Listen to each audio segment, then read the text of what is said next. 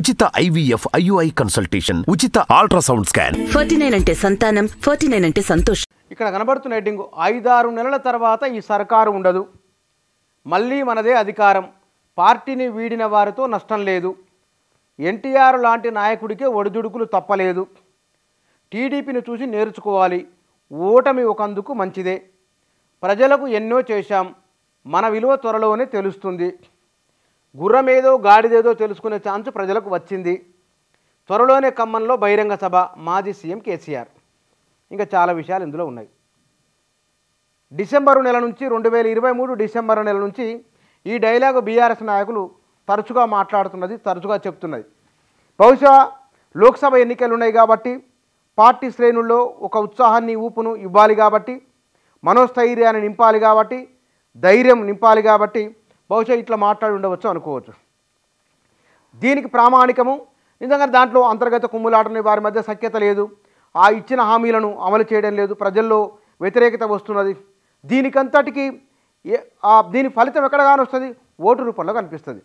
ఈ 2 నెలల కాలంలో, ఈ 2 నెలల 80 రోజుల కాలంలో కాంగ్రెస్ పరిపాలన బాగా లేకుంటే కనుక లోక్సభ ఎన్నికల్లో కాంగ్రెస్ పార్టీకి వ్యతిరేక ఫలితాలు వస్తాయి.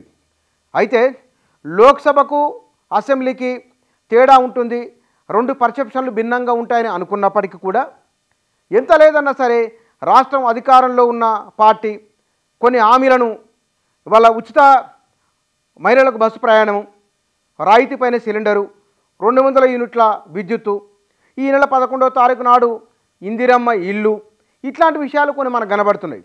ఈ కనబడినవి ఏ మేరకు ప్రభావం చూపించబోతున్నాయి, లేదా ప్రజల అంచనాలను మించి కాంగ్రెస్ హామీలు ఉన్నాయా, లేదా అంచనాలు అందుకోలేకపోయిందా, ఇత్యాది విషయాలకు పరీక్ష ఎంతో దూరంలో లేదు, లోక్సభ ఎన్నికలే.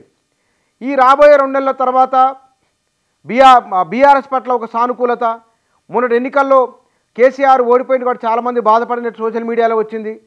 అది మరి ఓటు రూపంలోకి మారి బీఆర్ఎస్ఏ ఒక 9-10 ఎంపీ స్థానాలు గెలిస్తే కనుక తప్పకుండానే కేసీఆర్ లాంటి నాయకుని దూరం చేసిన ప్రజలు ఫీల్ అవుతారు. రెండవది, ఈ మేరకు కాంగ్రెస్ పార్టీ పట్ల వ్యతిరేకత ఉందనే విషయం కూడా రుజువు అవుతుంది. కాబట్టి సరే, పార్టీ కార్యకర్తల కోసము మాట్లాడడం ఒక విషయం అయితే కనుక దాని రిజల్ట్ అనేది కోపం ఉందా లేదా, ఆదరిస్తారా నిరాదరణ చేస్తారనేది లోక్సభ ఎన్నికల ఫలితాలే దీనికి రిప్లికగా ఉండబోతున్నాయి. ఇంకొక అంశం ఇక్కడ తెలుగుదేశం ప్రస్తావన ఉన్నది.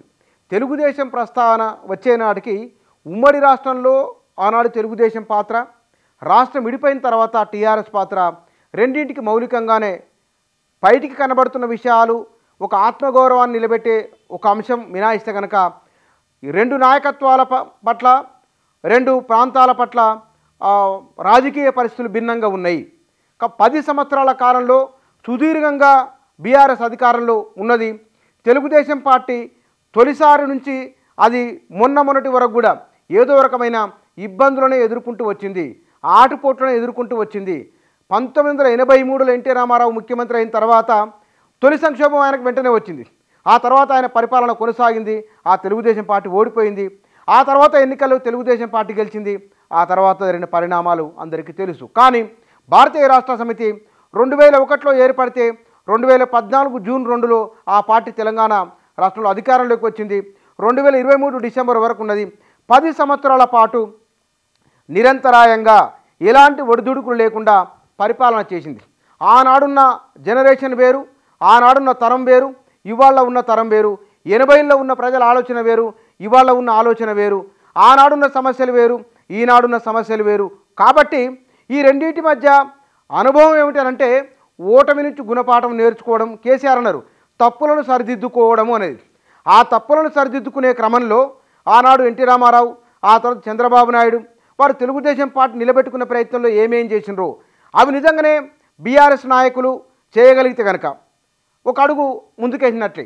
ఆనాడు నేషనల్ ఫ్రంట్ ఉన్నప్పుడు తెలుగుదేశం పార్టీ పేరు మారలేదు, కానీ ఇవాళ టీఆర్ఎస్ బీఆర్ఎస్గా మారింది. తన స్థానికతను, తన నేటివిటీని అది మార్చుకొని బీఆర్ఎస్గా మారింది. కాబట్టి ఈ మారిన పేరును, ఆ ఎదురైన సమస్యలను అన్నింటినీ పునఃసమీక్ష చేసుకుంటే కనుక నిజంగానే ఈ గెలుపు ఓటములు అనేవి నిర్దిష్టంగా స్థిరంగా ఉండేవి కావు, అవి మారుతూ ఉంటాయి. మార్పు అనేది అనివార్యము, మారడము మార్పు అవి సహజంగా జరిగేవే. లోపాలు సర్దిద్దుకుంటే కేసీఆర్ చెప్పినట్టుగా బీఆర్ఎస్ మరింత బలపడే అవకాశాలే ఉంటాయి.